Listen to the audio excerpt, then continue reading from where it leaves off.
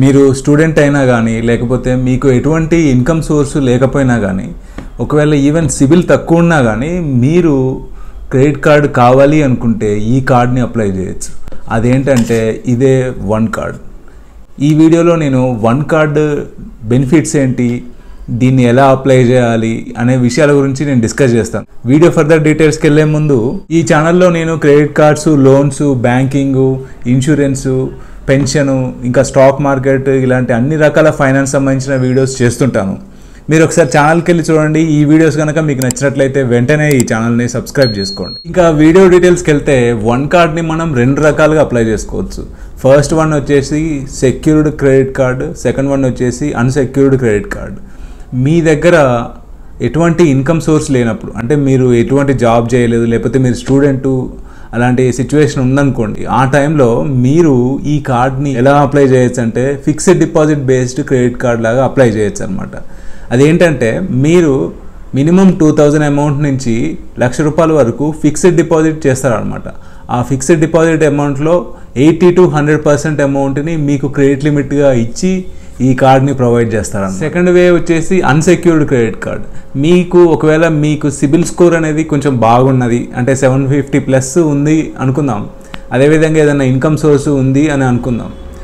మీకు అలాంటి టైంలో జనరల్గా ఏ క్రెడిట్ కార్డ్ అప్లై చేసినట్లేగానే ఈ క్రెడిట్ కార్డు కూడా అప్లై చేయొచ్చు.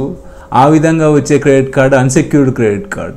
సో ఈ విధంగా రెండు రకాలుగా మనం ఈ క్రెడిట్ కార్డ్ని అప్లై చేయొచ్చు. సో మీరు దేనికి ఎలిజిబుల్, సెక్యూర్డ్ క్రెడిట్ కార్డ్గా లేదా అన్సెక్యూర్డ్ క్రెడిట్ కార్డ్గా అని తెలుసుకోవాలంటే మీరు ఏం చేయొచ్చు అంటే వన్ కార్డ్ అనే యాప్ ఉంటుంది, యాప్ స్టోర్లో కానీ ప్లే స్టోర్లో కానీ.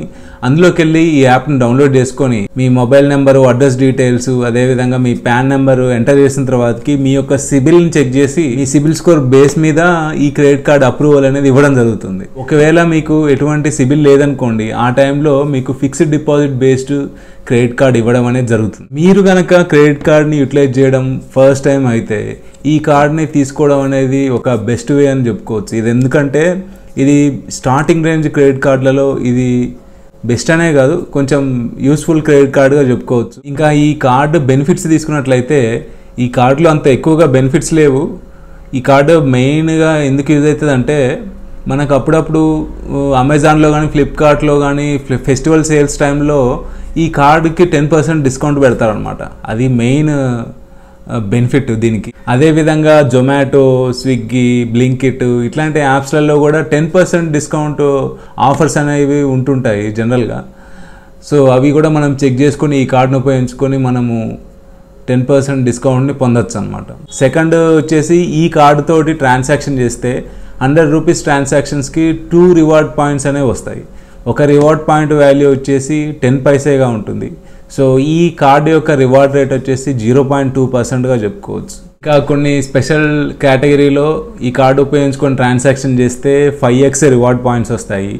సో ఇవి టోటల్గా మెయిన్ బెనిఫిట్స్ అంటే ఈ కార్డు వలన. ఈ కార్డు వలన అంత పెద్దగా బెనిఫిట్స్ లేకపోయినా కానీ స్టార్టింగ్లో ఎవరైనా కానీ క్రెడిట్ కార్డు అప్లై చేయాలి కావాలి అనుకుంటే ఈ కార్డ్ని తీసుకోవచ్చు. సో ఇది టోటల్గా వన్ కార్డ్ బెనిఫిట్స్, దాన్ని అప్లై చేసే ప్రాసెస్ గురించి. ఈ వీడియో కనుక మీకు నచ్చినట్లయితే లైక్ చేయండి, షేర్ చేయండి, అలాగే ఈ ఛానల్ని సబ్స్క్రైబ్ చేసుకోండి.